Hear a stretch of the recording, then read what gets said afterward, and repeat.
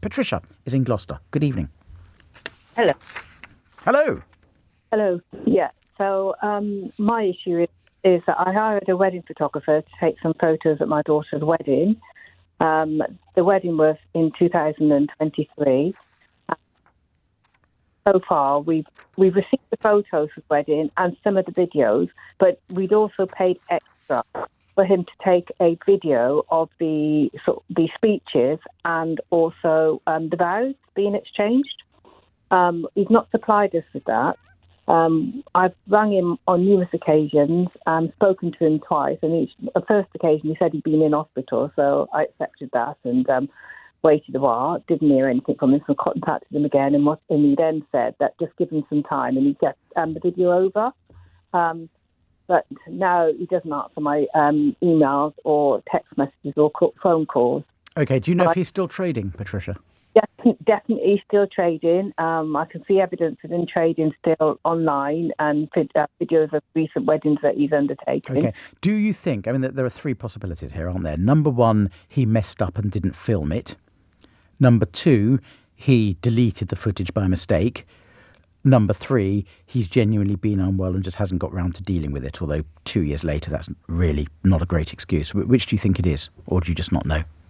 I don't know, but, I've thought of both the two options. The first two options. The third option of not being well is irrelevant now because this is 2 years down the line and he's working and taking videos of weddings. I can see evidence of them. So, yeah. That makes sense. I tried phoning trading standards to ask them for advice. They suggested that I write to him and give him a set time to get back to me. I did to the two addresses that I had.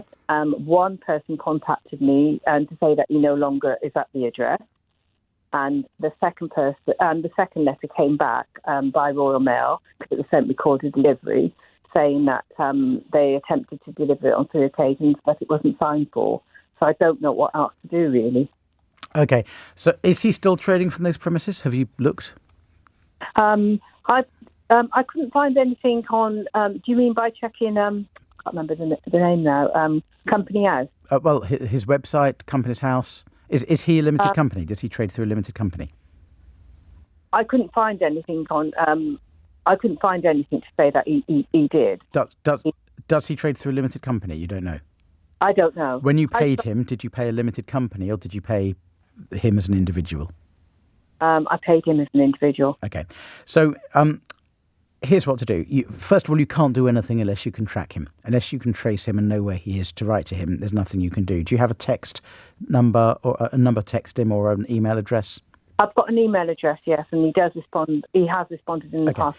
So send those 2 letters by email as well. So he's seen them. And then you're going to have to sue him, Patricia. Ask him for his address for service of papers. Because I'm saying this, but I know you really want the video footage. You don't want money. You want the video footage. Yeah. Unfortunately, if he's not taken it or he's deleted it, you're never going to get that video footage. No. All the law can give you is money as compensation. Mm-hmm.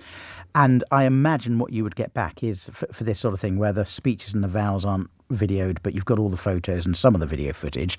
I imagine you'd get back somewhere around 30 to 50% of what you paid him to reflect upset and distress. Well, I paid him £4,000. So. Okay, so you could well get back £1,500, £2,000. Yeah. And you'd have to bring a claim in the small claims court saying he's in breach of contract, which he is. Okay, so to send the letter to the email address. Sorry, what else did you say? Send the letter to his email address. If he replies, great. He probably won't. And then you have to just bring a claim. If you can find out the best address for him, even if you can find where he lives, that's the best way to sue him if he's providing the services as an individual. Otherwise, you just have to serve it at the last known address. But if it doesn't reach him, the claim's not going to be a valid one.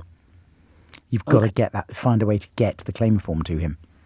Okay. So if you paid into his bank account, you can't send a letter via his bank, then forward it on? They won't. They just won't do that. Okay. All right then. Well, thank you very much. Right. Check the website, see if there's a new address up there. Okay.